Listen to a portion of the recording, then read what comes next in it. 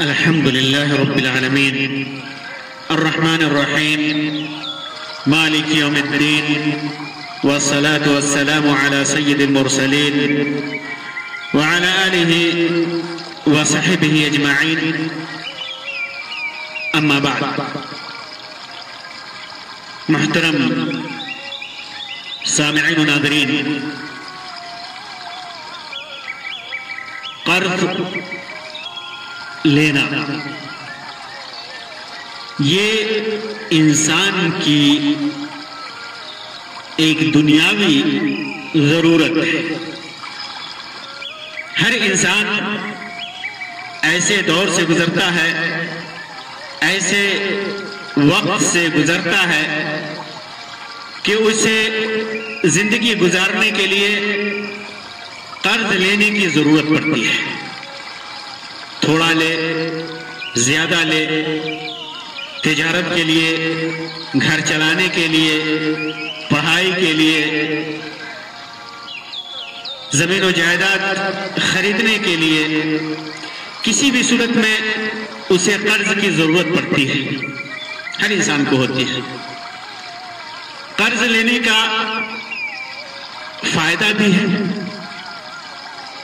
معاشرہ بھوک، غربت اور افلاس سے بچتا ہے. قرض لینے سے آپسی محبت بھی بڑھتی ہے.